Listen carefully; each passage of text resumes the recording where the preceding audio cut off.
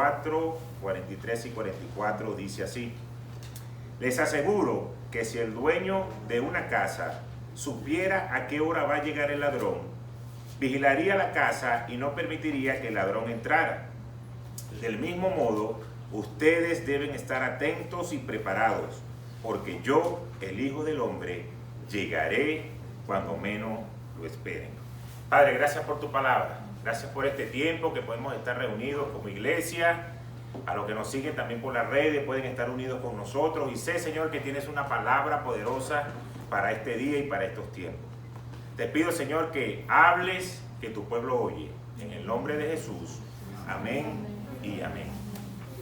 Yo puedo recordar en el año 2005, estaba yo trabajando en la petrolera Petrosuata. Y estaba ya yo como jefe de grupo y estaba acompañado de uno de lo que eran mis operadores de más confianza. Y esa noche nosotros estuvimos toda la noche patrullando.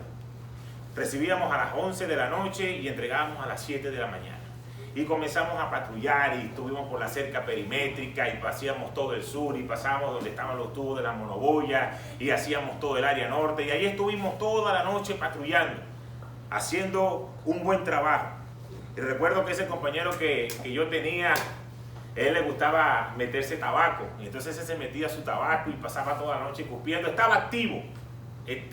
Ahí no había chance para que alguien pudiese estar dormido. Y resulta que ya como a las 5 de la mañana abrimos el portón 1 porque por ahí iba a pasar la gente de operaciones. Y a las 5:45 lo coloqué a él en el área de recepción para empezar a darle la bienvenida a la gente que comenzaba a entrar a esa hora que le tocaba trabajar a las 6. Salí yo de ahí, me fui al área norte, hice la última recorrida y eran como las 6:30 de la mañana. Ya estaba saliendo el sol. Pero de verdad que estaba agotado de haber trabajado toda la noche. Y dije, bueno, voy a recostarme aquí 15 minutos porque esa noche en esa jornada laboral había llevado mi carro y me tocaba manejar para la casa. Y dije, bueno, voy a recostarme aquí, ya hicimos un buen trabajo. Y en el momento que yo me recliné a la silla, se me paró el superintendente al lado. Y me consiguió con los ojos cerrados, me consiguió dormido. Y me dice, wow, tú estabas durmiendo en vez de estar haciendo el trabajo. Y yo le dije, no, nosotros estuvimos toda la noche trabajando, fue un momento solamente. Y él me recuerdo que me decía, sí, pero si el ladrón está tratando de entrar y tú le das una brecha, en este momento viene y te ataca porque quizás estuvo frustrado porque toda la noche no pudo entrar. Y para hacer la anécdota un poco cómica, creo que fui el único que quedó asentado en el libro de novedades que consiguieron dormido. Y resulta que yo me fui a la casa y estaba un poco frustrado, porque decía, wow, estuve toda la noche trabajando y precisamente en el momento que descansé 10, 15 minutos, llegó el superintendente y me consiguió con los ojos cerrados.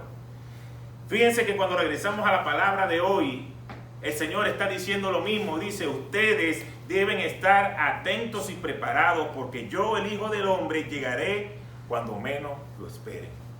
Entonces nosotros quizás estamos viviendo una vida y quizás pensamos que el Señor no va a venir o que el Señor no va a llegar ahorita y no nos estamos preocupando por estas cosas.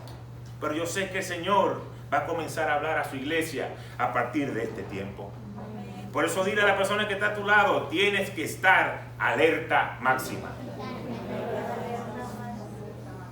Y así se llama la palabra de hoy, alerta máxima.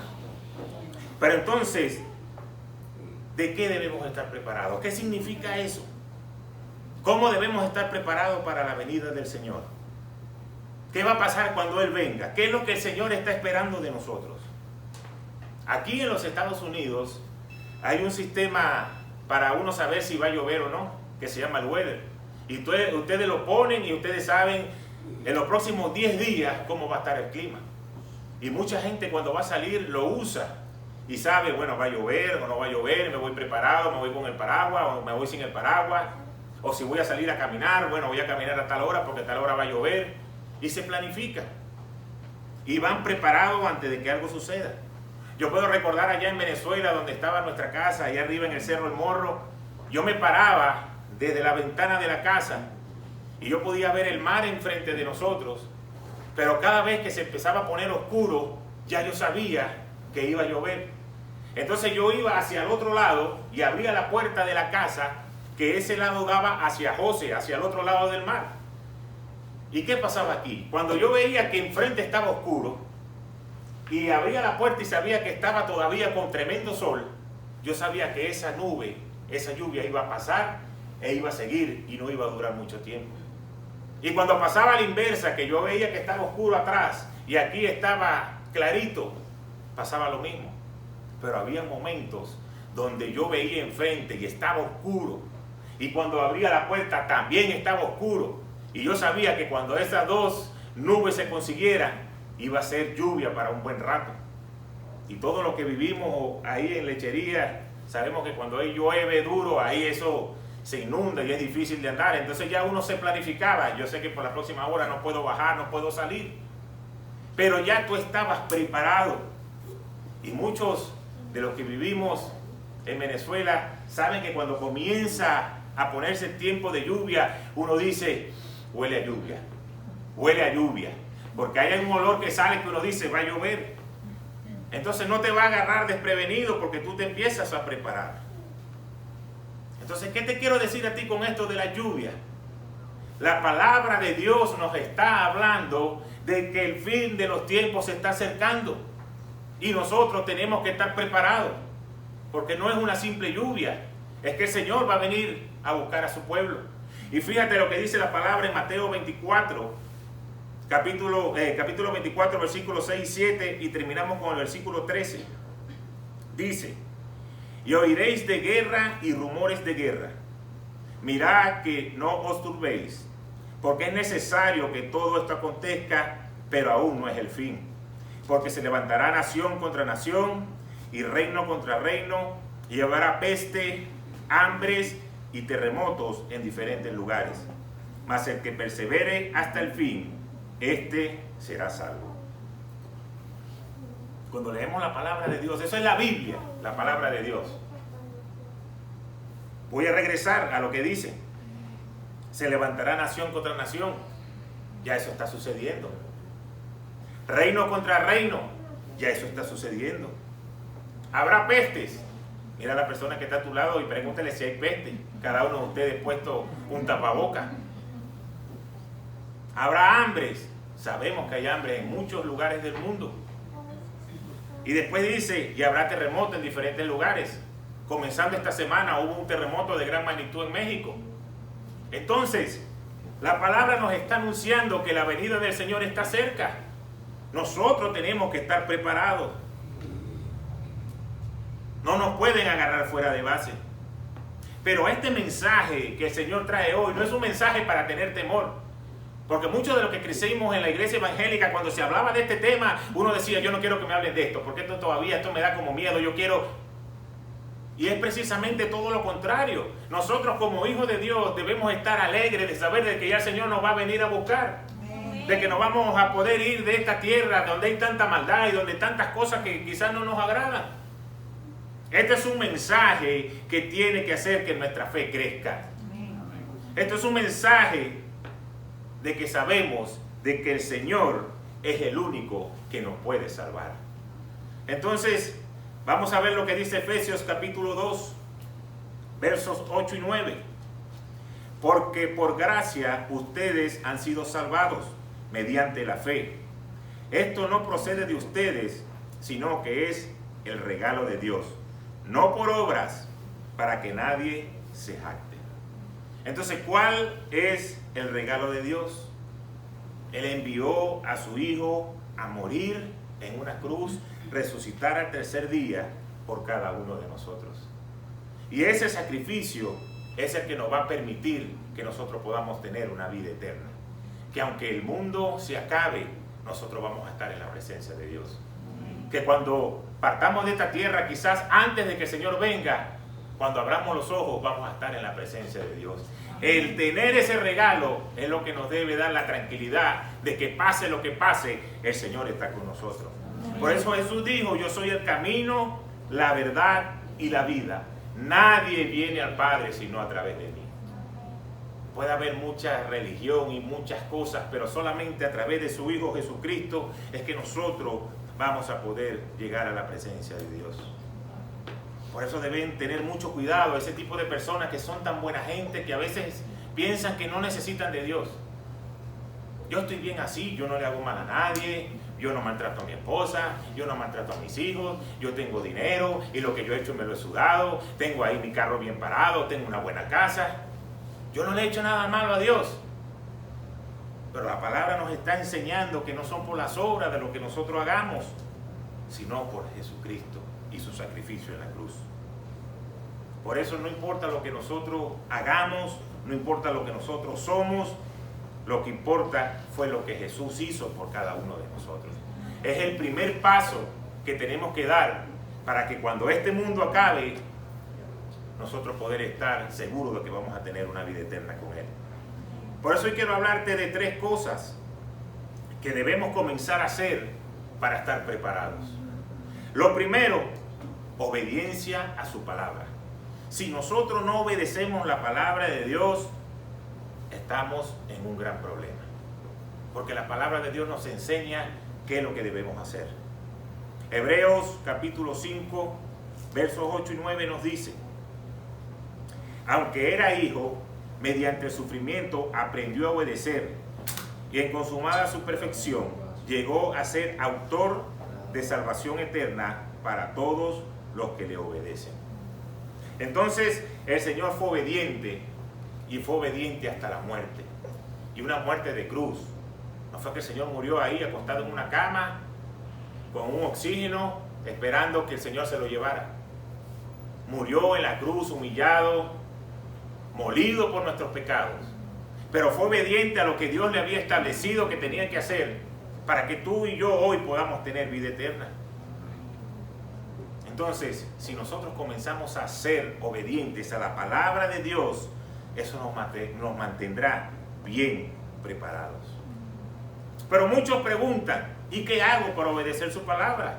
Porque hay muchas cosas que aparecen en la Biblia y quizás yo no lo puedo leer todo. Hay tantas cosas que están ahí y no sé si lo que estoy haciendo es bueno o no es bueno. ¿Cómo yo sé que eso agrada a Dios? Que yo no lo estoy desobedeciendo.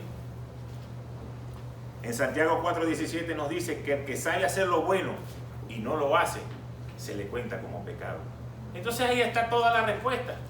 Cuando tú haces algo que pensando que quizás es bueno, no agrada a Dios, tú estás cometiendo pecado. Entonces, ¿qué le digo yo cuando nos preguntan a nosotros qué debemos hacer? Hazte un autotest.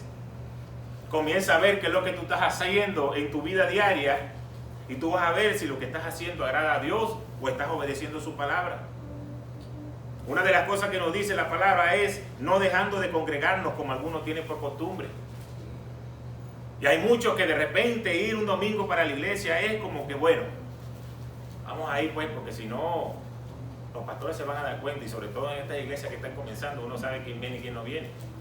Pero ahora, en este tiempo donde quizás muchas iglesias no se están reuniendo todavía, sino que el pastor está predicando por las redes sociales, entonces la gente escoge, bueno, vamos a ver qué día vemos la prédica del pastor, cuando ya hemos acabado todas las series de Netflix y ya hemos acabado todas las películas. Entonces, bueno, ¿qué vamos a hacer hoy viernes en la noche? Cónchale, no hay nada que hacer, los amigos no van a venir. Bueno, vamos a ver esta prédica ahí. Ponte una cotufa y vamos a ver la prédica como si fuera una película.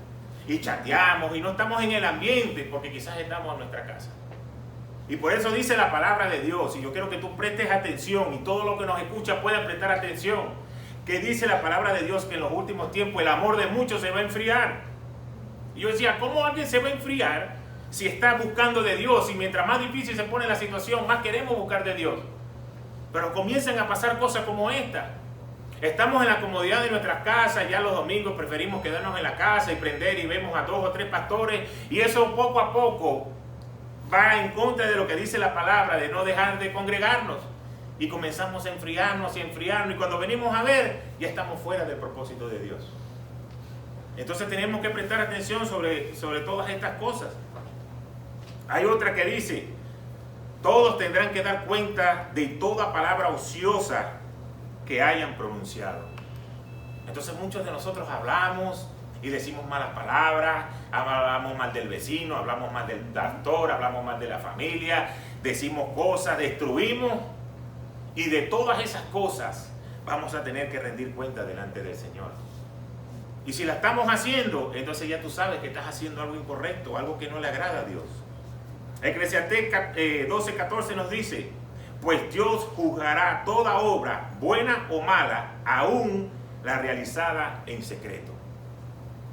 Y eso es algo que a mí me encanta cuando el Señor habla su palabra, porque hay muchos que quizás delante de todo quieren aparentar algo, pero cuando están en lo secreto que nadie lo ve, agarran ese teléfono celular y sabrá Dios cuántas cosas ven. Pero el Señor dice que vamos a ser juzgados. Entonces tenemos que comenzar a ver qué es lo que estamos viendo, qué es lo que estamos haciendo. Siempre le decimos a nuestros hijos, pendiente con lo que vas a ver, y todavía a los pequeños le decimos, tienes que dejar el celular aquí. Ay, papá, lo dejas aquí. No, es que yo voy a ver una película cristiana aquí en YouTube, tú la pones, pero después salen propaganda y salen otra cosa y salen otra cosa, porque es así el mundo. Entonces nosotros tenemos que estar pendientes de las cosas que estamos viendo, porque vamos a ser juzgados. Y dice las buenas y las malas. No quiere decir que cada vez que estemos solos ustedes solamente van a ver cosas malas, no. Ustedes pueden estar solos y viendo cosas que quizás agradan a Dios. Y si Dios dice que nos va a juzgar, entonces ahí nos va a decir, en este momento fuiste fiel, te felicito, pero en este momento estabas viendo cosas que no me agradan.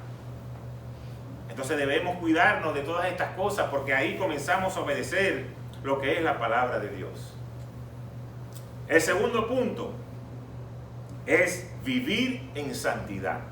Y hay algo que en estos últimos tiempos en la iglesia es un tema que no se toca mucho, pero es sumamente importante para nosotros estar preparados para la venida del Señor. Porque ¿qué es la santidad? Es estar separado para Dios. Cuando tú vives en santidad, ya tú no puedes actuar como vivías antes cuando estabas en el mundo, sino que tú eres separado para hacer la voluntad de Dios.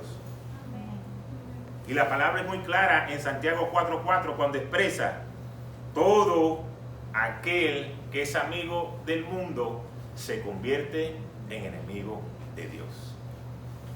Entonces con Dios no podemos negociar, con Dios no lo podemos trampear, con Dios no es que, bueno, Dios, tranquilo, como de repente le decimos a un líder o a un pastor. Con Dios no. Si queremos hacer las cosas que le gusta hacer al mundo, entonces nos convertimos en enemigos de Dios. Lo dice su palabra. Queremos tener una vida cómoda. ¿Cuál es la vida cómoda? Vamos a los domingos a la iglesia, como si fuese un checklist más de la semana. Yo hoy voy para el colegio, voy para el trabajo, voy para la tienda, voy para acá, y el domingo en la iglesia. Y ahí estoy, ahí cumplí, aquí estoy, Señor. Pero se empieza a hacer no de una manera, de una convicción de que realmente la presencia de Dios está en este lugar. Entonces tenemos que comenzar a cortar con las cosas del mundo y comenzar a hacer las cosas para agradar a Dios. Eso significa vivir en santidad. Cuando vemos la palabra de Dios, vemos al apóstol Pablo. Él era alguien que perseguía a los cristianos, hasta que tuvo un encuentro con el Señor en el camino de Damasco. Y el Señor le dijo: Saulo, Saulo, ¿por qué me persigues? Y ahí Saulo quedó ciego y el Señor lo transformó, y a partir de ahí se convirtió en el apóstol Pablo. Pero yo no me puedo imaginar que el apóstol Pablo decía: bueno, hoy voy a ir a predicar a la iglesia de Filipos o a la iglesia de Corintios, pero hoy de lunes a viernes me voy a estrechar porque voy a ir a tirar unas cuantas piedritas a una iglesia que está por ahí, una nueva obra que está empezando por ahí. Como el pastor ahí no está muy ungido, yo le voy a tirar un par de piedras para que ellos se le acabe la obra. No, cuando él fue transformado, él cortó todo lo que él hacía cuando estaba en el mundo. Él comenzó a hacer algo nuevo, y por eso se atrevió a decir: sean imitadores de mí como yo soy imitador de Cristo. Somos nosotros capaces de decirle a cualquiera que nos vean: sean imitadores de mí como yo soy imitador de Cristo. Eso es un nivel de fe muy grande y un nivel de santidad que nos debe retar cada día. Tenemos que leer la palabra de Dios y tratar de imitar la fe de todos estos hombres que aparecen ahí, y sobre todo de nuestro Señor Jesucristo, porque eso traerá bendición para nuestras vidas.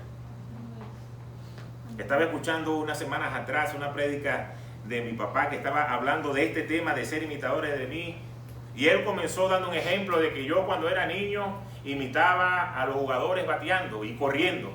bateaba como Galarraga, como Vizquel, como Alfaro, como los peloteros que eran de los Leones de esa época. Y él decía que yo podía imitarlo bateando, que yo podía imitarlo corriendo. Pero lo curioso de esto, que le voy a decir un secreto a ustedes, y va a quedar aquí entre nosotros, y quizás él se entere, que yo todavía lo sigo haciendo. Yo todavía sigo imitando a estas personas. Cuando yo estoy trotando, que normalmente troto como 4 millas, hay un momento que ustedes saben que aquí en Florida pega mucha humedad y a veces a uno le falta la respiración y me falta como una recta, quizás como media milla para llegar a la casa. Y estoy cansado, pero empiezo a luchar con la mente, no te puedes parar, tienes que seguir. Y sobre todo que normalmente troto antes de salir al trabajo, o sea que no me puedo dar el lujo de retrasarme, de pararme porque se me va a complicar el día. Entonces lo que yo hago es, bueno, de aquí a aquel árbol que está allá voy a correr como Galarraga. Y empiezo a imitar como corría Galarraga. Pero es como para que lo que yo tengo en mi mente que me está diciendo párate, que estás cansado, comience a olvidarse. Y bueno, ahora ya llega este árbol, gracias a Dios. De este árbol a aquella curva voy a correr como Vizquel. Y empiezo a correr como Vizquel. Y eso me va empezando a distraer hasta que finalmente puedo llegar. Y puedo cumplir la meta que me había establecido cuando salí. Cuando lo llevamos a lo espiritual, cuando nosotros comenzamos a ser imitador de Jesús, vamos a poder llegar a la meta que nosotros nos hemos establecido. Porque va a haber momentos donde vamos a estar cansados, va a haber momentos donde quizás no queremos ni leer la Biblia, ni queremos orar, porque tantos problemas y tanto pensar y tantas cosas que tenemos en nuestra cabeza nos están separando de las cosas de Dios. Y es ahí donde tenemos que esforzarnos, donde imitar la fe de la gente que lo hizo en la palabra de Dios, de imitar a Jesús, que aunque estaba siendo molido a palos, Él murió en la cruz por cada uno de nosotros. Y eso nos va a fortalecer y nos va a ayudar a que podamos avanzar. Y por eso, quizás sí hemos fallado, y yo sé que el Señor está hablando hoy en esta mañana, y nos sentimos, Señor, realmente yo no he sido el cristiano que tú esperas que yo sea. Yo sé que yo le he fallado al Señor. Yo sé que en estos momentos me he apartado un poco, me he enfriado, quizás por tantos problemas o quizás por las cosas que están pasando, por la injusticia. Yo me he apartado un poco. Dios te da una promesa en 1 de Juan 1:9 que dice, si confesamos nuestro pecado, Él es fiel y justo para perdonar nuestros pecados y limpiarnos de toda maldad. Entonces debemos vivir una vida para agradar a Dios. Y si hemos hecho algo malo, decirle, Señor, te he fallado. Le hablé mal a mi esposo, le hablé mal a mi esposa, esto no fue lo correcto. No hemos hecho las cosas quizás para agradarte. Y dice la palabra de Dios que cuando nosotros le pedimos perdón a Dios, Él se olvida de nuestro pecado y lo echa en el fondo del mar. No es como aquellas parejas que dicen, sí, yo te perdono, o yo te perdono, pero basta que haya una discusión 3 meses después que te lo vuelven a sacar. Y eso no estaba en el fondo del mar, eso estaba en el fondo de la gaveta. Pero el Señor no actúa de esa manera, Él no es hombre. Él dice que lo echa en el fondo del mar. Entonces no podemos vivir nosotros señalados como si fuéramos esclavos del pecado, cuando el Señor nos está haciendo libres. Cuando leemos la palabra de Dios en 2 de Samuel, vemos la historia del rey Saúl y del rey David. Y ambos cometieron pecado delante de los ojos de Dios. Saúl, orgulloso, altivo, pensando de que el que lo había ungido estaba por debajo de él. Y no quiso entregar el reino. No quiso obedecer a lo que Dios le había dicho.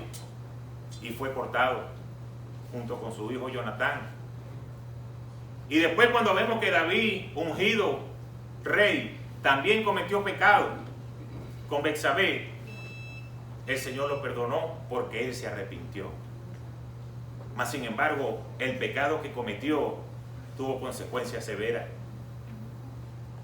Pudo ver cómo su hijo mayor murió, cómo su otro hijo se le enfrentó en una guerra y tuvo que morir, cómo su hija fue violada por el hermano mayor. Fueron cosas que cuando leemos en la palabra de Dios no son nada agradables, pero fueron las consecuencias del pecado de David. Mas sin embargo, la palabra dice que David murió en buena vejez y en bendición y pudo completar su reinado. Entonces, cuando leemos la palabra de Dios, podemos entender que Dios es un Dios de misericordia, pero también es un Dios soberano en sus decisiones. Dios sabe con quién lo quiere hacer y con quién no lo va a hacer. Entonces es mejor tratar de apartarnos del pecado y no tener que pasar por la justicia de Dios. Y el tercer y último punto, y creo que es muy importante en estos días, es no te quedes callado. ¿Por qué? Vamos a ver lo que dice la palabra en Mateo 5, capítulo 5, versos 14 y 15. Dice, ustedes son la luz del mundo. Una ciudad en lo alto de una colina no puede esconderse, ni se enciende una lámpara para cubrirla con un cajón. Por el contrario, se pone en la repisa para que alumbre a todos los que están en la casa. Entonces tenemos que entender que nosotros, los hijos de Dios, somos la luz del mundo. El Señor nos pone en diferentes ambientes, pero es para que tú seas luz en ese ambiente. Si nosotros amamos a nuestros amigos, amamos a nuestros familiares, compartimos viajes, compartimos parrilla, jugamos dominó, tenemos tiempo de playa, ¿cómo no le vamos a hablar del amor de Dios? Para que cuando llegue el tiempo de que el Señor vaya a juzgar a cada uno de nosotros por nuestras acciones, nuestros amigos se pierdan, nuestros familiares se pierdan. Tenemos que darle lo que Dios nos ha dado, ese regalo de salvación. ¿Cómo no le vamos a hablar a los amigos, a los familiares, del regalo más grande que nosotros hemos podido recibir? Y tenemos que hacerlo sin pensar en qué dirán. Porque a veces nosotros vemos a un amigo que se está poniendo gordo y le decimos, epa, te me estás poniendo gordito, vamos a ver si empiezas a hacer dieta. Y si tú lo ves tomando un refresco, mira, suelta el refresco, que te estás poniendo gordo. Va a las 10 de la noche a comerse un 3 leches, epa, a esta hora eso es mucha azúcar. Y no nos da pena que el amigo diga, deja el fastidio, vale, déjame ser feliz, si yo me quiero tomar el refresco, comerme el dulce, ese es el problema mío.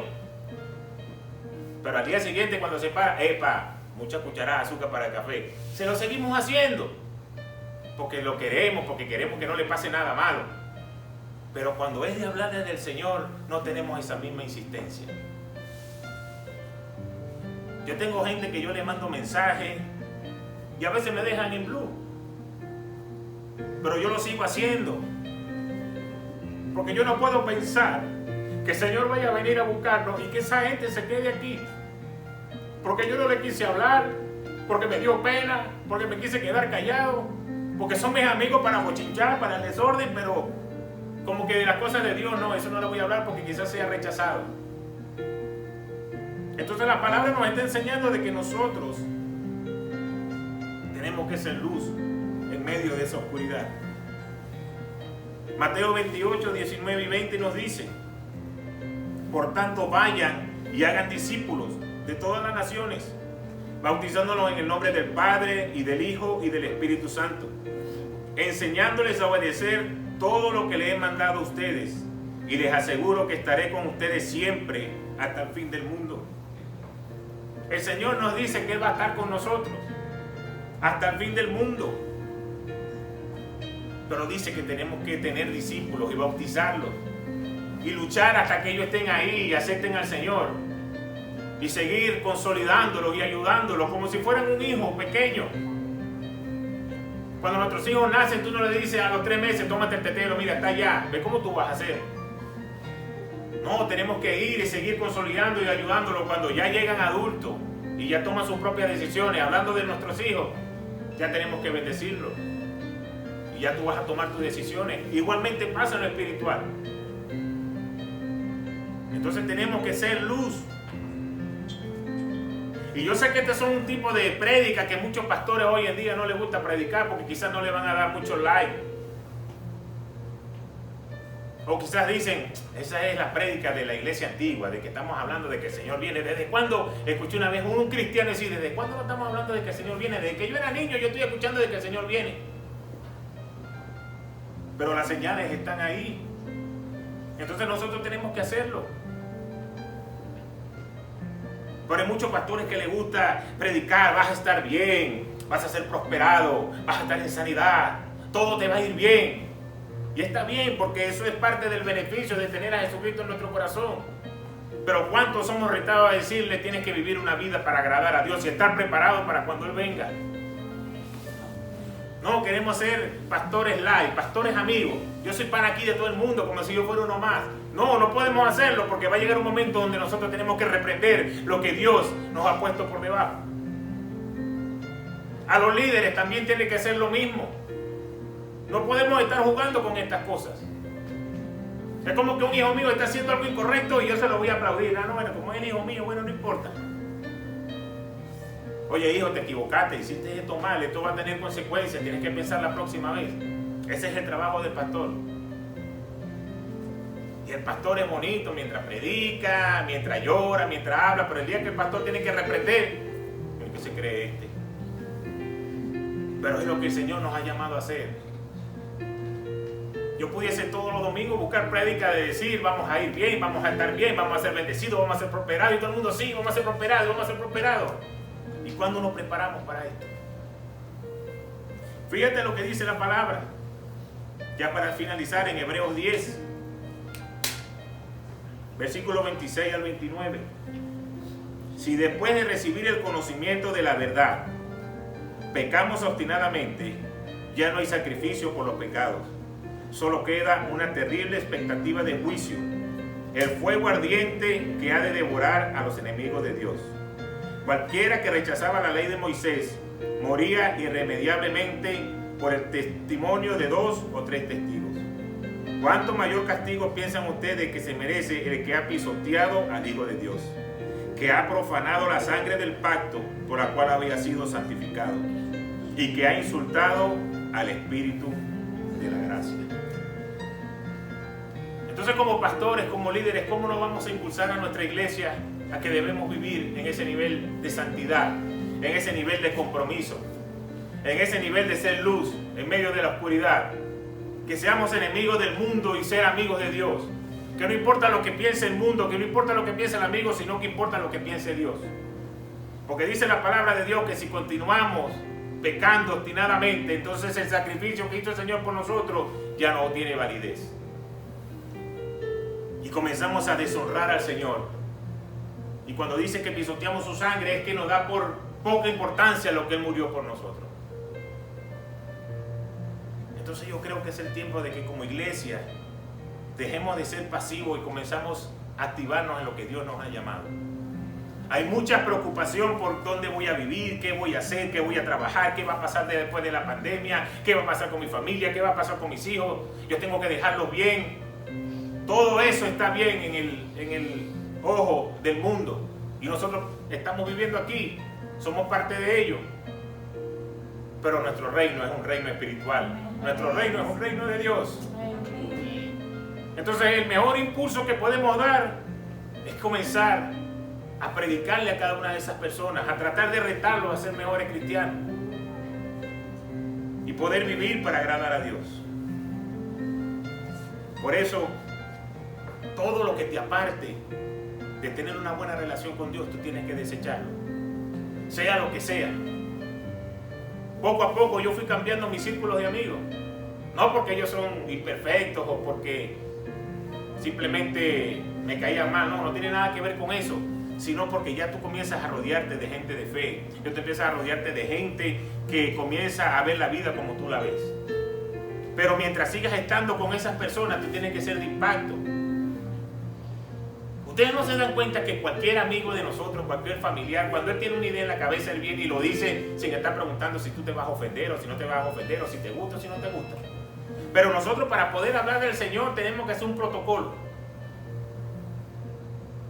Entonces yo creo que es el tiempo de que comencemos a no quedarnos callados y saber de que el Señor viene pronto.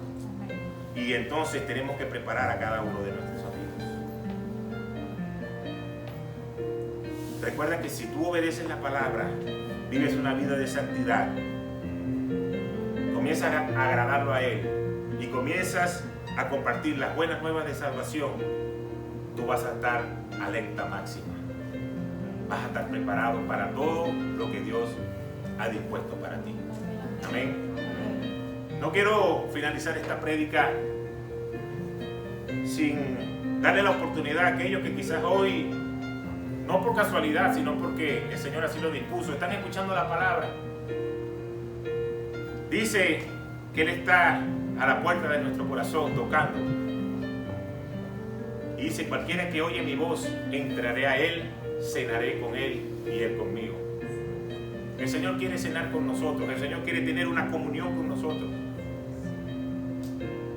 Por eso Dios lo envió a su Hijo a esta tierra, para poder tener el regalo de salvación. Así que si tú decides hoy seguir al Señor, yo te voy a pedir que tú repitas esta oración y le voy a pedir a la iglesia que me acompañe en esta oración. Padre, gracias por lo que hiciste por mí. Gracias porque enviaste a tu Hijo a Jesucristo a morir en una cruz, resucitar al tercer día, y ese sacrificio me otorga vida eterna. Hoy recibo ese sacrificio.